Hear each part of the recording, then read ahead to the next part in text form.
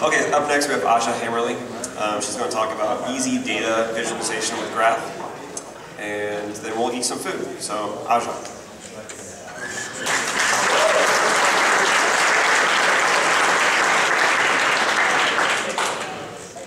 Hi, I'm Aja Hammerly. I'm going to talk today about getting the most out of your data. So a little background on me. I work for a company in Bellevue called Dreambox Learning. We do adaptive software that teaches children math. As part of that, we currently have over 700 individual activities to teach specific skills to children. And we're manually specifying the dependencies. We're manually specifying things like you need to do counting before you can do addition. You need to do addition before you can do multiplication. And I started down this project because we needed to find the bugs and the patterns in that data. When you're manually specifying stuff, you make mistakes. And we need to find those mistakes before they go out into production. I'm going to pull examples from my work experience today. But this stuff applies to any project where you have data that has relationships inherent in it. So if you have subscribers and you have a pyramid scheme where one person invites 5 other people, you can model that with these tools. There's all sorts of things you can do with this tool, and it's really easy, which is the best part of it. So let's start with a quick example. Which is easier to comprehend? This, and this is an XML file that we use to specify, this is 10 lessons worth or 15 lessons worth of data. Or this. That's a picture drawn with graph from that data. In that XML file, you couldn't tell what was going on. In this picture, you can see that down the left side and on the right side, there's a long string of stuff that's dependent on each other, one after another in this pattern. There's some other stuff over on the left. You can see that the blue nodes are things that don't have any outgoing edges, which means that they're endpoints in the graph, the leaf nodes. And it's a lot easier to see what's going on here. I can see that that node at the very top is not connected to anything, and that's probably a bug. I couldn't have told you that from the XML file. There was just too much data there. And it wasn't in a format that humans are going to scan it. Making pictures by hand is easy. We realized we had a problem very early on, and some of our non-technical folks started drawing out graphs in Visio and OmniGraph to model this data. It worked well. Everyone got handed out printouts. Problem is, it doesn't scale. We're a startup. We iterate. We iterate a lot. We add data on a regular basis. We change things up. And if you have to every time go back and redraw your hand graphs, you're going to be slow. So some of the disadvantages to doing things by hand, as I said, it's time consuming. If the underlying data changes frequently, it gets even more time consuming. And the other thing that we realized very quickly is that different people need different views of the data. Our customer service and sales folks need a kind of high-level 10,000-foot view. They need to know that counting comes before addition. They don't really need to know how many activities there are in counting. The testers, however, want to see each and every one of those dependencies. They want to see the whole graph in detail so they can find those bugs. That 10,000-foot view is not especially useful for them. So in addition to having to recreate the graphs every time we added content, we had to recreate multiple graphs every time we added the content. And it just made it even more time consuming. So I brought this problem to Seattle RB, and someone goes, why don't you use GraphViz? And I'm like, what's GraphViz? GraphViz is a program that uses the dot language. The dot language is a language designed for specifying graphs. And by graphs, I'm talking graphs as in graph theory, not graphs as in bar graphs you created in 3rd grade. Graphs have a combination of nodes and edges, and GraphViz allows you to edit attributes of the nodes. So you can change their shape, you can change their color, you can change their fill style, so that you can highlight specific kinds of data. So we'll do a quick example. This is a very simple example. We have a digraph, which is directed graph. We have an edge going from A to B and an edge going from B to C. A has the shape box. B has the color red. And that little bit of code makes that image really straightforward, really easy to comprehend. So there are some tools for viewing dot files. GraphViz is the most common. There is a WinGraphViz for like 3 people in the audience I saw yesterday who were using Windows machines. The Mac version is pretty great. It occasionally crashes, but it mostly crashes when you change the underlying file underneath it. Like if you're editing the file in Emacs and you're viewing the picture in GraphViz. It works really well. It doesn't do so well with large graphs. I was at RubyConf last year and someone had a graph with like 30,000 nodes, and GraphViz just chokes. And for that, there's Tulip. It's kind of the grown-up version of GraphViz. It's got a lot of options and a lot of power, but that also means it's hard to use. So for almost any purpose, GraphViz is just fine. But This is Cascadia RubyConf, so we're going to use Ruby. All you need to do to get access to the graph gem is sudo gem install graph. Yay Ruby, yay Ruby gems. So let's do a simple graph. So, you want to draw a single node. We have digraph, take some blocks, so digraph do. We have a node with the name B, and we give it a label of B. And talking to Ryan Davis, who wrote the graph gem last night, he insisted that I say that this is a bug that I haven't reported. It should just be node with the name B. So I will report that bug and we will get it fixed. So a graph with a single node is not all that useful, so let's look at a graph with an edge. So another digraph block, edge A goes to edge B. The order is implicit from the order that the elements are. And the other thing that's kind of subtle is that the nodes are implicit. You see that there's no specification of the nodes here. I say there's an edge between A and B, so obviously there must be nodes A and B. You don't have to tell it any more information than that. It figures that out on its own. So you can draw these, but that's not especially useful. We need to save them. The graph gem is Ruby, so it's straightforward and simple. Save file name. This creates a .dot file, which you can then open in GraphViz or Tura. There are other applications that will open .dot files. Often they'll open it for import, but you can't edit them and save them back out. I believe OmniGraph was one of them. But this is a simple cycle, going from A to B, B to C, C to A. So saving them in as .dot files is great because you can then edit them if you want to. But if you want to share them with people, you need to export. The dot language has easily 30, probably closer to 50 possible export formats. To set the export format, save, file name, file type. So PNG, JPEG.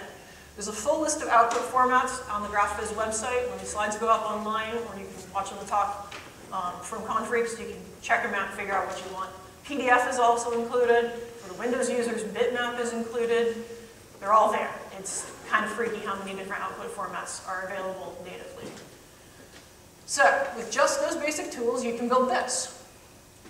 This is a graph that's an early version of our curriculum at kind of the 10,000 foot level. We've got comparisons, and we've got building numbers up to 10, ordering numbers up to 100. There's some stuff at the bottom for place value and addition and subtraction, and work with the concept of equality.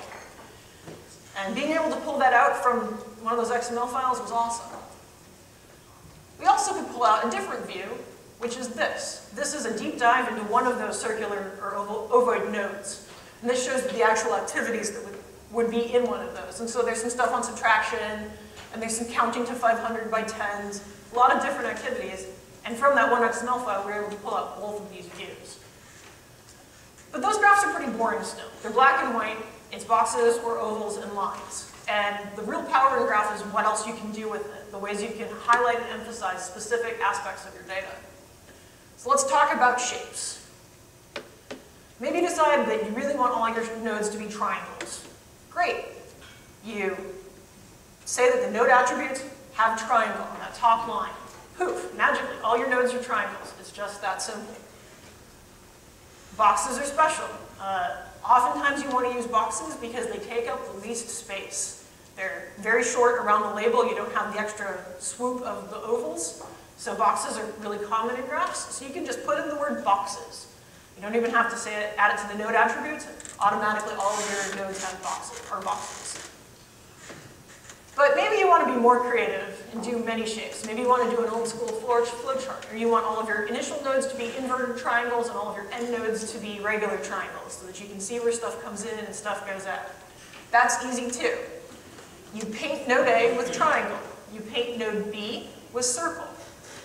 You paint node C with diamond. The other interesting thing that's called out in this particular example is that you can have multiple edges in a single line. So we've got edge from A to B, we've got another edge from B to C. And we can put those all on the line. You could do 10 edges on one line, and it just knows that you take them each pairwise and draw the edge in between them. So shapes are cool, but oftentimes people want to use colors. They want to color code things. I work with a bunch of teachers, and they color code everything. So this is where you can do coloring. You can give red as a node attribute, and all of your nodes will be red. You can give blue as an edge attribute, and all of your edges will be blue. But maybe you want to use lots of colors. Maybe you want to have specific things have specific colors. So we can say node attribute, we can paint our node G with green. We can also specify that our node attributes are filled, which means that we're going to fill in those bubbles, and so the colors are even more obvious. So here's an example. It's the same graph we looked at earlier, except for this time I've added color to call out some things. So those two hideous bright red boxes at the top that basically scream error, there's a bug here. Those are islands, those are orphans in the graph. They're not connected to anything. And when we're testing and when we're trying to get an idea of what's going on with that giant XML file, finding those places that aren't connected is vitally important because that means we've put effort into building that stuff and nobody's ever going to see it because it's not in the graph. I've also colored the edges, the leaves of the graph blue so I can see where we need to hook stuff together, where other places that are dead ends in the graph, and if a student goes down that path, we may have problems. So, as you can tell from the previous slides, I am not a designer. I am fairly design impaired, like I think many people in the audience probably also are. Luckily, GraphViz has color schemes. And so it uses something called the Brewer color schemes. These are predefined color schemes that someone who knows a lot more about design than I do design. They've set them up to be helpful to specific audiences or to convey specific meanings. So there's color schemes for sequential data. A good example for sequential data that a lot of people have seen is election night return maps, where they have the map of the US and the counties are red or blue or some shade of purple, showing how far Republican or Democratic they went. And that's an example of sequential data. You can see the range because it goes from red to blue. They also have data that indicates that all of your data is categorical. There is no implied sequence. They have color schemes that are colorblind friendly. So if you want to make sure that a colorblind person can still understand your color coding, you can pick out color schemes that are colorblind friendly. They have color schemes that are photocopier friendly. We photocopy this stuff a lot, and being able to make sure that I've got a photocopier friendly color scheme is fantastic. So if you want to explore the color schemes, I recommend colorbrewer2.org. It's got a nice UI for checking specific attributes that are important to you, telling how many different kinds of data you have. Maybe you've got 8 categories, and then it shows you examples of the different color schemes that you have access to. And then for mapping those color schemes into the dot language and into graph, the GraphViz website lists them all out. They've got cute little tables where you can see all the different color schemes and how they will look in GraphViz. They're the same color schemes, the naming is slightly different though, so having that resource available is really great. So here's an example of how you use color schemes. So I'm going to set the node attributes to be filled again, and then I'm going to set the color scheme to set1 with 4 colors. So it's set 14 is the way it looks, but that actually is set1 with 4 colors. And then I'm going to say that the attribute of node A is fill color 1. Attribute of node B, fill color 2. Really self-explanatory there. We draw an edge, and what you get out is this.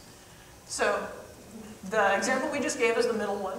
You can switch to a pastel color scheme by changing that one color scheme line and get the top example. And the bottom is an example of a sequential color scheme. This sequential color scheme is going from orange to purple. And so the stuff that is the most orange is the most to one side of the spectrum, and the stuff that is the most purple is the other way. And that's a really good way of indicating data that has a sequential nature.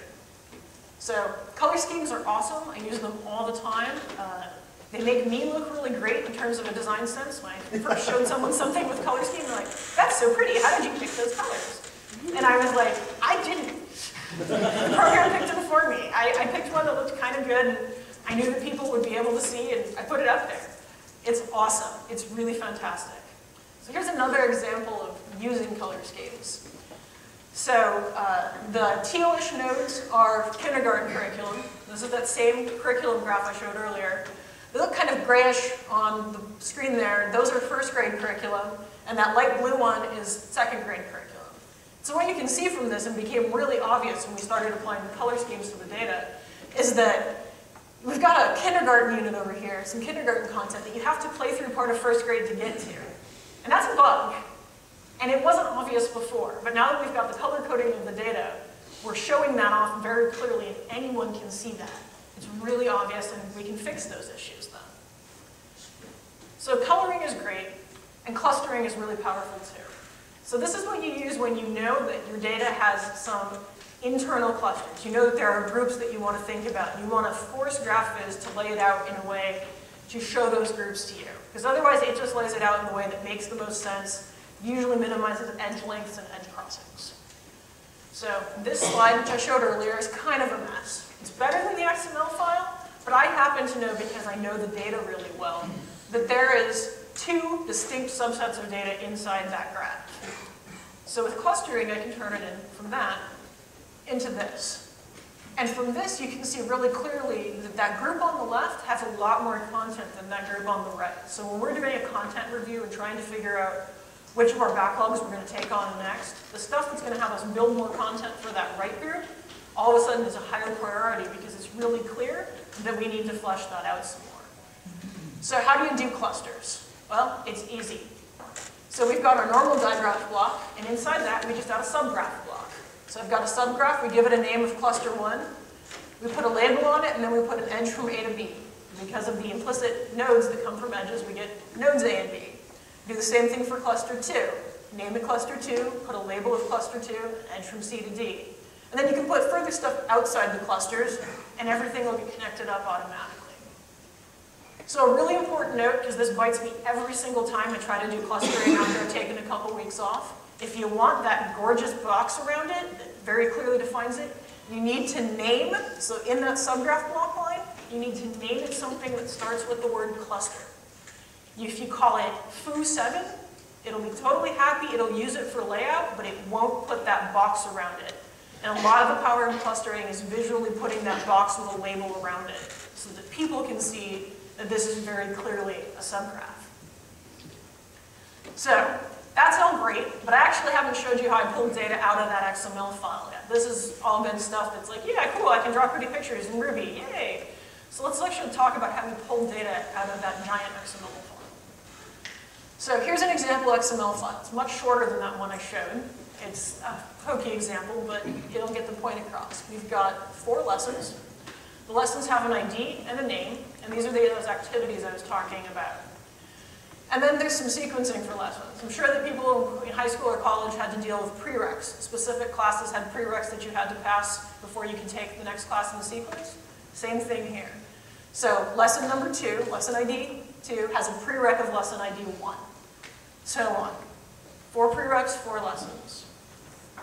So first we have to extract the data. I like using Nokogiri. So we open up the file in Nokogiri. We pull the lessons out with XPath and put them into a lessons collection. We pull the sequence elements out with XPath and put them into a sequences collection. And then we call a function we're going to write called drawGraph.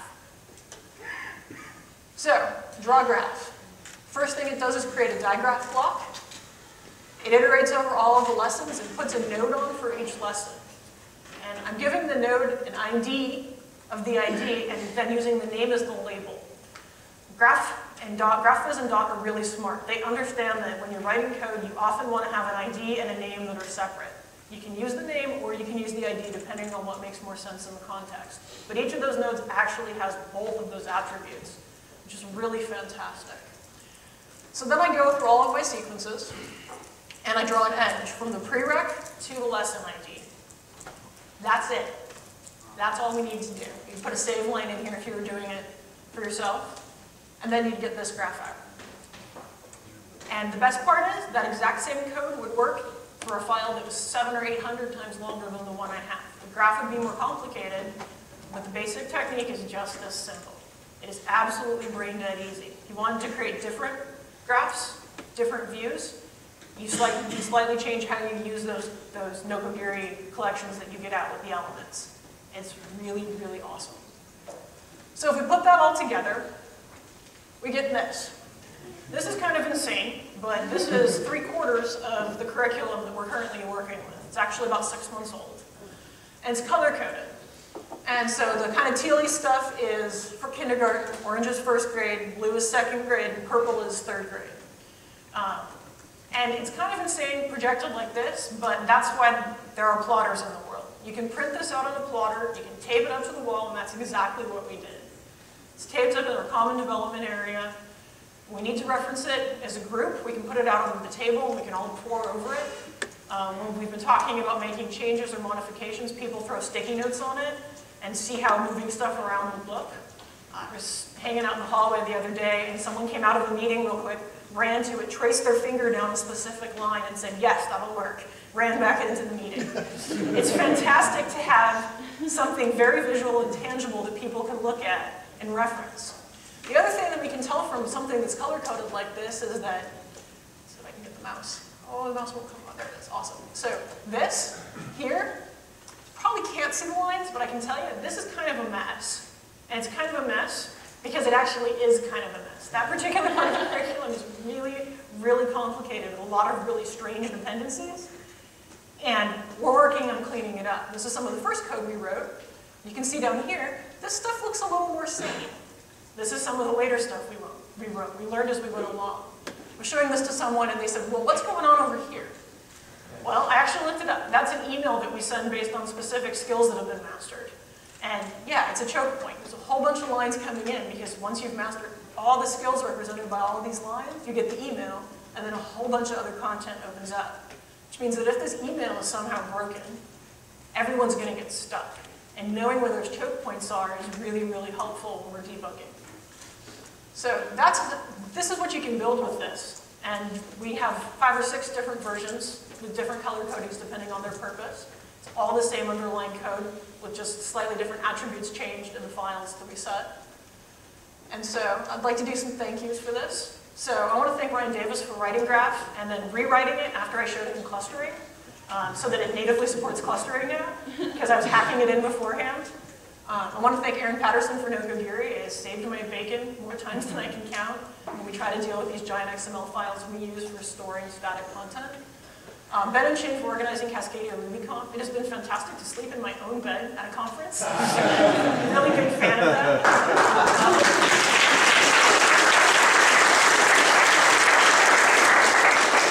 And I want to say that I want to thank Dreambox for letting me speak here and letting me share this stuff with you. They tend to be really secretive because this is our secret sauce, but they knew that a lot of folks would get stuff out of this, so they were into it. And we're hiring. Please come find me. We're specifically looking for developers, testers, and a whole bunch of other entry-level, non-technical positions. So if you're interested, come find me. We can talk. We're in Bellevue, so we're local. And at this point, I want to say thank you guys for listening and take any questions that you have.